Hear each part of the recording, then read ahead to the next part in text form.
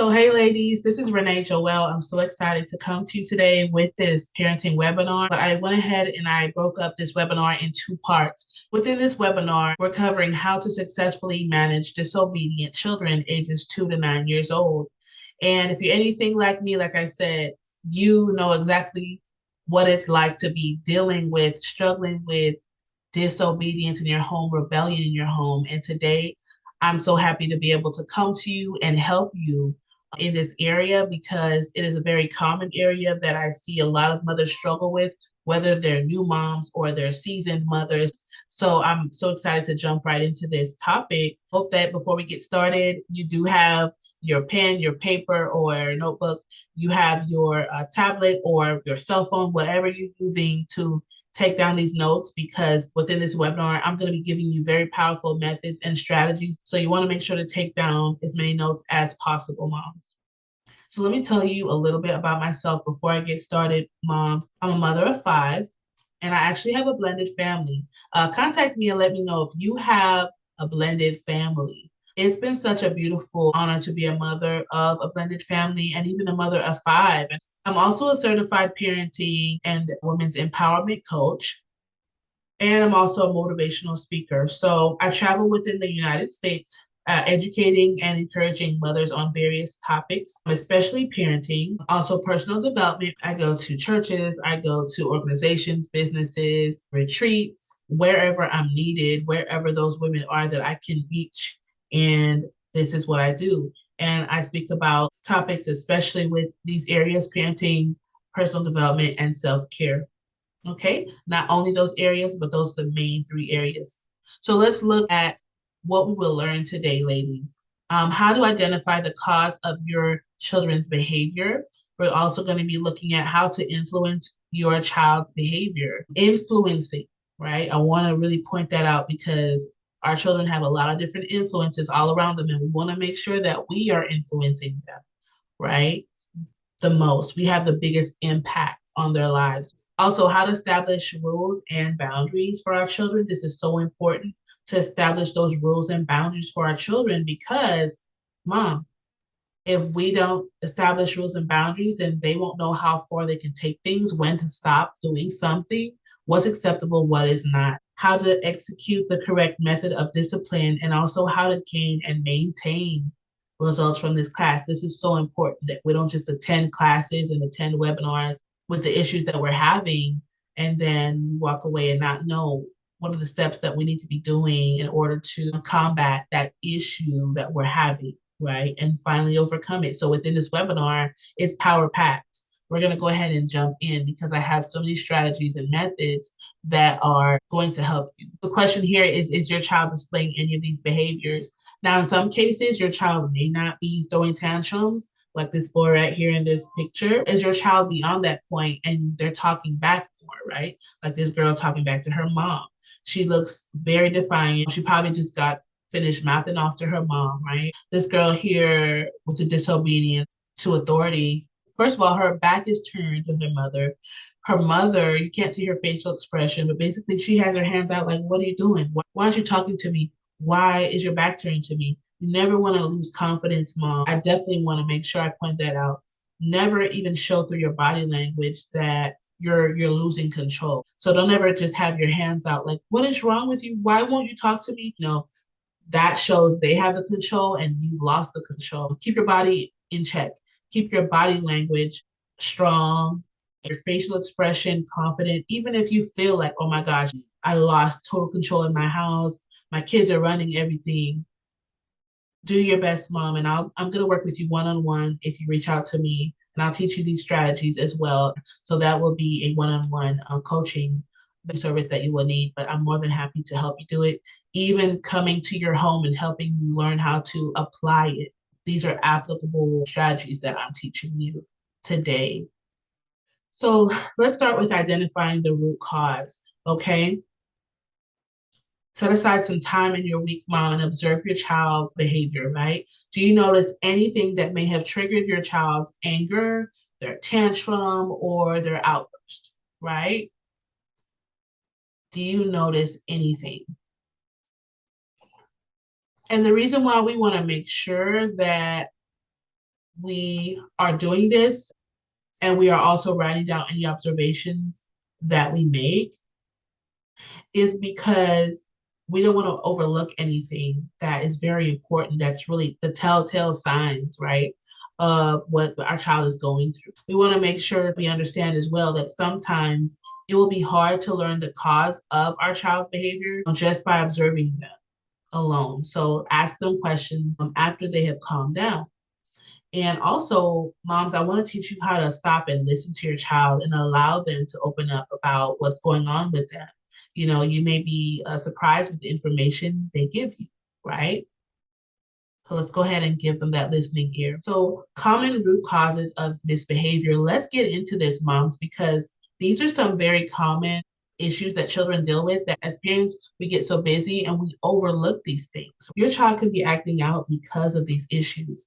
Bad influences at school, right? Kids fighting, arguing, playing pranks all through the day on the kids, on the teacher, and there's a lot of disturbance within the class. Our children could be picking up on all these things, right? A hostile home environment.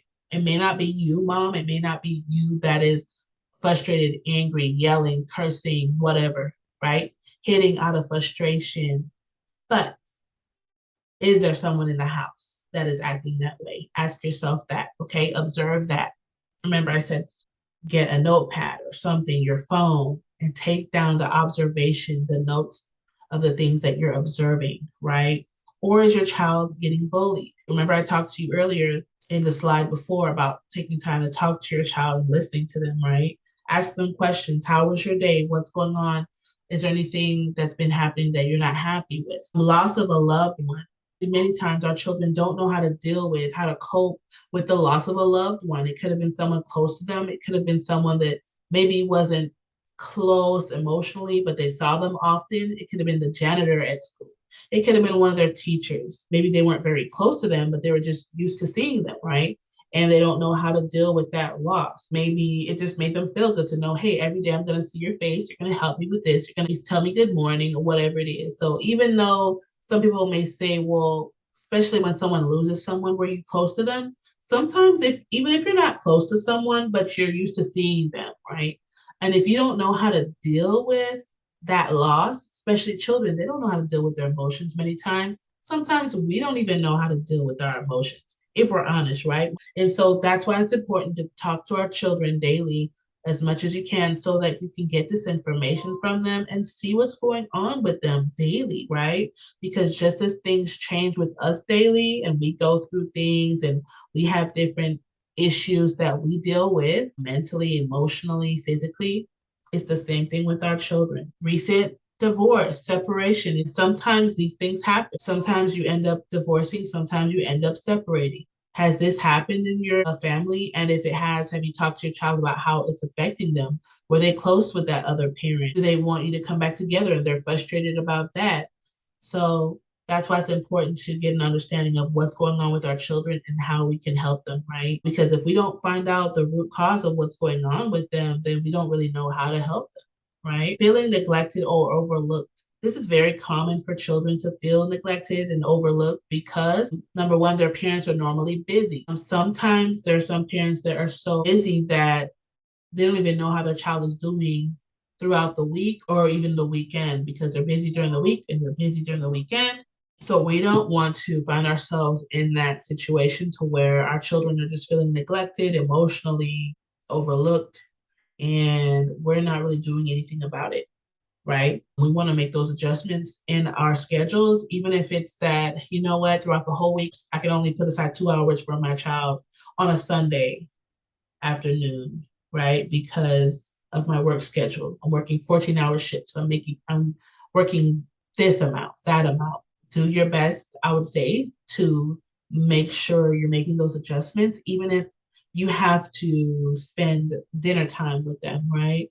Instead of everyone watching TV, sit down at the table together so they don't feel neglected. So they know at least, hey, you know what, mom's busy, but or dad might be gone or he's busy, But you know what, mom, I can count on her to be there for me, even if it's dinner time that we're talking, she's going to make time. And if you can't be home for dinner time because some of our jobs take us away, just call them before they go to bed and spend some time with them, talk to them. Go ahead and if you pray, pray with them. Let them know when you will be able to spend time with them and let it be sometime soon. Let it be regularly. For some people, they cannot spend time with their children every day. I understand that because their jobs take them away or because of what they're obligated to do. But this is our obligation as mothers to manage our homes, to take care of our families. So let's make those priorities, right? And adjust our schedules accordingly. And if you need help with that as well, mom, on how to do that, reach out to me. I also help you with your home and work life balance. And lastly, this is something that we never want to deal with. This is something we never want to hear from our children saying that someone sexually abused them, saying someone physically abused them, maybe by hitting them, harming them, someone touched them in the bathroom, family member did this or that. We want to make sure to keep our ears open to our children and be aware of the things that they're going through and dealing with. And also, once you believe that you found the root cause of your child's behavior, then you want to see how you can begin addressing or correcting those issues that are triggering their disobedience and their tantrum. Offer support to your child, such as a listening ear or a shoulder to cry on if your child is struggling with an issue. So after speaking to your child, for example, they may say, hey, mom, that person that you've been having to babysit me, they spank me too hard and I bleed. Or they have touched me in a way that I don't know if it's right or not. They told me not to tell you anything. Unfortunately, we go through these things, mom. This is not something we want to talk about, something we want to hear about, but we can't just turn our backs to it, turn a deaf ear to it, okay? Because we want our children to be healthy inside and out, mentally, physically, emotionally, spiritually, right?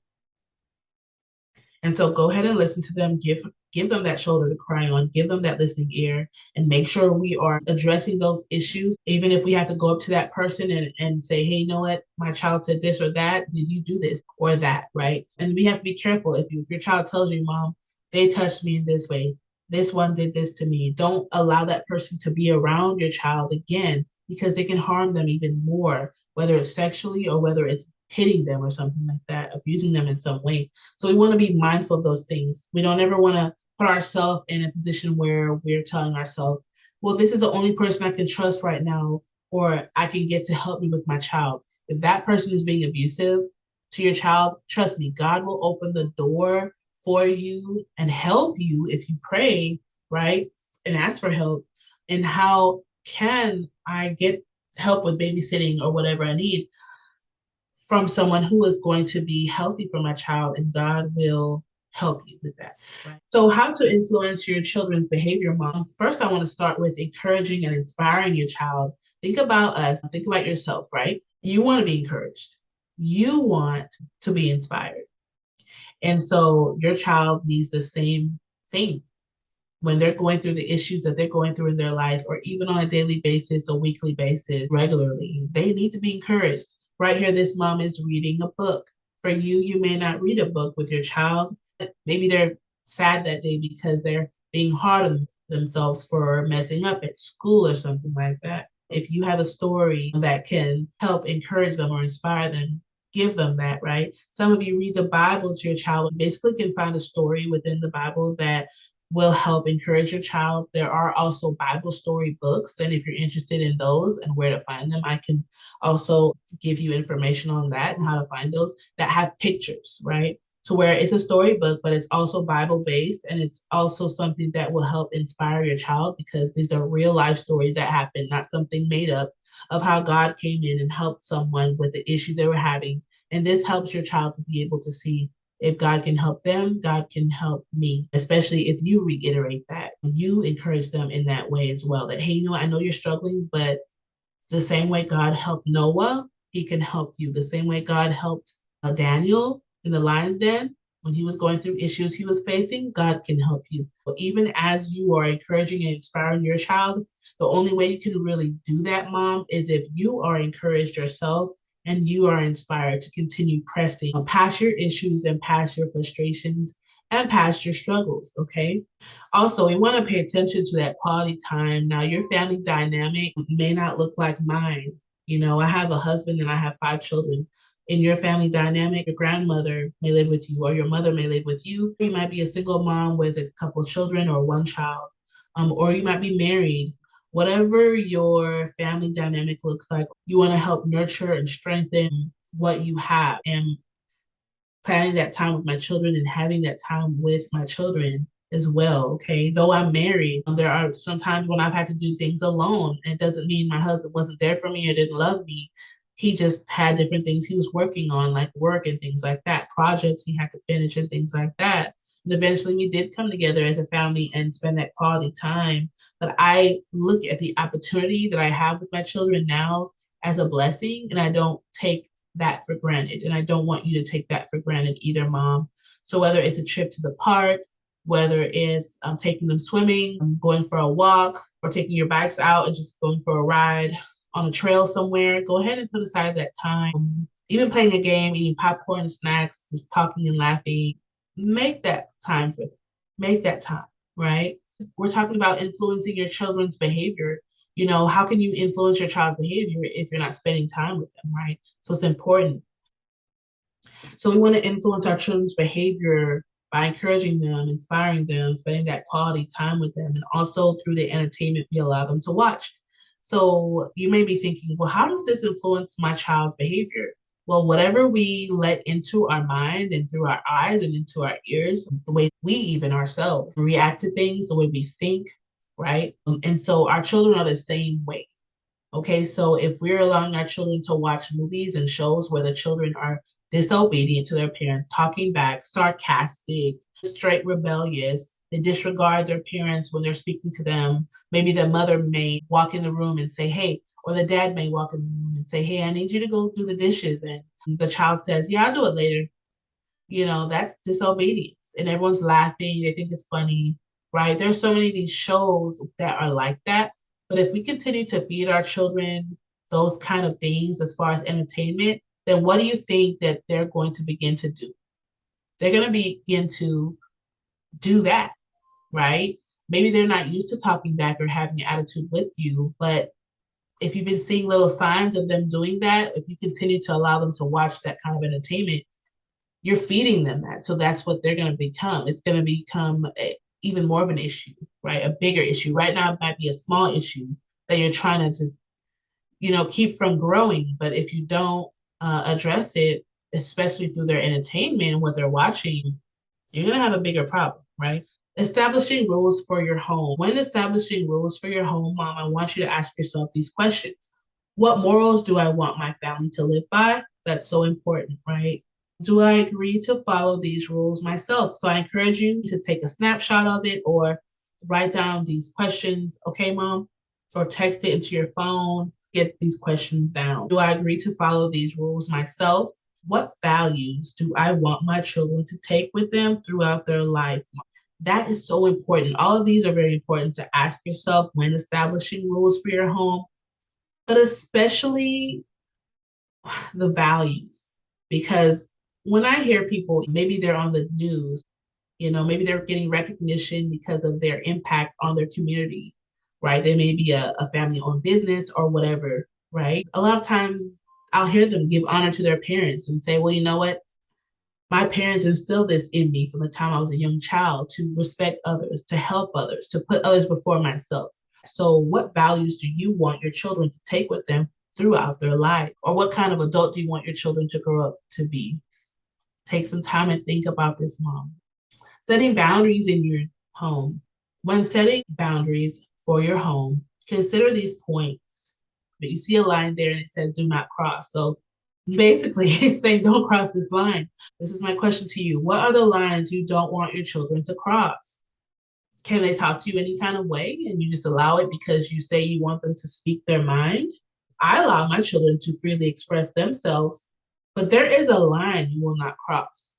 You will not speak to me as if you are on my level because you're the child and I'm the parent. So you're not going to speak down to me. There's a certain tone people have when they're speaking to one another, even when they're adults. And you're not going to have that tone with me. But do I allow them to tell me, mom, I don't like this? Or mom, it really hurt me when you did that. Or mom, I have a question about this or that you and daddy said we couldn't do. Why is that? Or mom, I really don't like that or this. They can tell me these things, right? But it's the way that they come to me, right? There is a line that my children cannot cross, and I will not let them cross. And if they do cross it, then there's a correction, there's a consequence. Also, I want you to set emotional and physical boundaries for your children. Children need to learn boundaries, right? And even as adults, we know in life, we have boundaries, we have rules that are set for us. We have our license, we may have a car, right? But we can't drive our car however we want to on the road, or else we will get stopped by policemen and we have consequences, right? If we want to go 100 miles per hour and the speed limit is 65, it doesn't matter what we feel or what we think about it. Don't start to argue with the policeman because that's going to get you in trouble, right? Because there's a boundary, there's a line you can't cross with him, right? And so because it's disrespectful. And so if we don't teach our children these things and we're not setting emotional and physical boundaries for our children, then our children are not learning the skills that they need in order to grow up and be responsible in society, right? This is so important, mom. So take time and think about those emotional and physical boundaries that you want to set for your children. And this is just a tip, teaching them how to be aware of their personal space. Because if we don't teach them how to protect their bodies, even from their siblings, then certain things can happen between them and their siblings, being hit in certain ways or touched in certain ways that they don't want to be touched. Or even with boys, they wrestle and things like that. But sometimes one is being way more aggressive than the other one, and then they start getting bullied. But if we don't teach them physical boundaries, then they just allow that and think, well, I have to let my brother knock me into the wall and I hit my head. Well, you could have gotten a concussion. No, you need to go tell him to stop, get your hands off me, go tell mom, get away from him, right? You need to report this. And we need to be able to have a mindset to be ready to take care of these issues, mom. We have to remember that our children need us, especially in those times where we have set boundaries for the household, but there are people not upholding it. And now they need our help with the situation, right? Yes, I know we get tired. I know we get weary, throughout our day. But mom, when it comes to that, I will definitely tell you, hey, maybe you need to have an early night. Maybe everyone needs to turn in early. If you're tired and you know you're not going to really be aware of what's going on around you, then you may want to, instead of letting the kids go to bed at 9 or 9:30, you may want to say, hey guys, tonight we're going to bed at 8:30, right? But make sure you're not just out of it, right? And then the children are doing whatever they want to do. You don't know what's going on around you. Lines are being crossed. People are getting bullied emotionally, physically. People are getting abused, because kids can abuse each other. They can take advantage of one another and things get out of hand really quick. So we want to make sure we're not away in our room somewhere and no one knows what's going on with the kids for long periods of time. But we want to be more aware, okay, mom, so that we can make sure that those physical and emotional boundaries are being upheld when you do establish them. We want to get those boundaries set quickly because our households need order. That's a part of managing your home, right? Establish and reiterate and uphold your boundaries, reiterating, letting the children know, okay, this is the line that you're not going to be crossing. This is what is acceptable. This is what is not acceptable. Literally sitting them down, mom, so they can see how important it is. Now, our children can sit down to watch their favorite movie, to hear what their favorite rapper or their favorite actor is doing, maybe on a video or something like that. Whatever your children watch, I'm not sure the different things we let our children watch, but I know that our children can sit down and give attention to the things that they want to give attention to, like video games and things like that. So be mindful of that. I don't know all the ages of everyone here, but this webinar was specifically for if you have children between 2 and 9 years old. Maybe you're watching this and your child is 13 or 11. These strategies will still work for you, okay? But I wanted to make sure to break down the age groups because as we get a little up in age, we start to deal with different issues that we're not going to deal with children that are younger, right? But for all children, we definitely want to make sure we establish, reiterate, and uphold our boundaries for them, moms. Okay, executing correct methods of discipline. It's important to understand what method of discipline you need to use in each situation. This is because every situation is different. and may not call for the same punishment or consequence, right? You may bring a punishment that is a spanking or something like that. And in another situation, you may feel like, well, they need to get spanked for that, but they may need to get toys taken away and video games taken away for the week, right? And it may seem like a long time, but depending on the situation, right? Situations are different. So the consequences sometimes need to be different. And here's a tip for you: don't provoke your child to anger by giving them unreasonable punishments. Now, in this situation, we have to play like the judge, right? And so, even with a judge, they have to come up with a punishment that is reasonable for the crime that was committed, right? With our children, dealing with them, we want to be reasonable. We don't want to give our children a very harsh punishment that is too much for them to bear mentally. And then we have more issues. And then we leave them to themselves in their room, say, go to your room. And we don't know what they're doing in there. They could be cutting themselves. They could be thinking about things they shouldn't be thinking about. A lot of children deal with suicide, depression, things like that. So we want to make sure that if our child is on punishment, we still want to make sure we know what they're doing. We're seeing them. There's just certain things that we want to take away from them. Those things they really like, those things that they really want to do that are not a need. It's just a extra added bonus, right? It's something like video games or snacks or watching their favorite shows or their tablet or phone.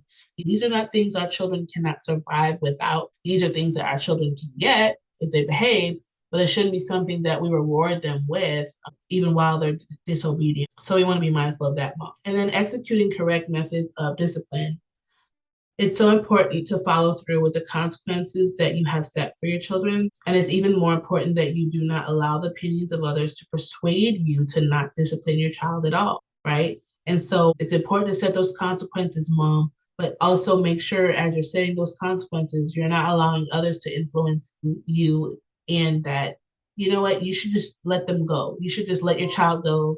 They did it, let it go, right? Whatever the issue is. Well, as the parent, you know the things you've been seeing with your child, you know the issues that you're dealing with your child, and you know if you let your child get away. And if you don't know, I want to tell you this: if you let your child get away with these different things, and you don't eventually bring a punishment upon them or a consequence upon them, then they're going to continue in this way, and it's going to become who they are, right? It's going to influence their character, right? So remember, I talked about earlier influencing your child, and that's in a positive way, not in a negative way. And here's a tip for you, mom: if someone trustworthy is warning you that your punishment is too harsh, then consider it. It doesn't mean you have to change your whole punishment, but sometimes we administer punishments and consequences when we're angry and frustrated. You want to have a clear mind, mom, right? You don't want to do anything when you're frustrated or angry, even bring a punishment, especially like a spanking or something like that, because the spanking is not meant to hurt your child to where they can't get up and go to school in the morning or they have to be rushed to the hospital. That's when we went too far. The spanking is a punishment, but we don't want to take it too far, right? Or even some parents don't spank their children. They may slap them or something like that when they get frustrated. We don't want to hit our children out of frustration or anger ever, right? Lastly, moms, I want you to learn how to listen and assess. So before you make a judgment or bring consequences upon your child, remember to ask them questions and get an understanding of what happened in the situation that you're about to correct. Give your child the opportunity to tell you the truth about their actions within the situation that you are considering bringing punishment for. We want to make sure that we're listening to our children, allowing them the opportunity to tell us the truth about why they did what they did, mom, right? Not just coming down on them right away, but making sure to listen to them and giving them the opportunity to be honest. And this will help them to be able to see, you know what, I should stop lying or I should stop stealing. Maybe they stole candy at the store, right? Let them come clean.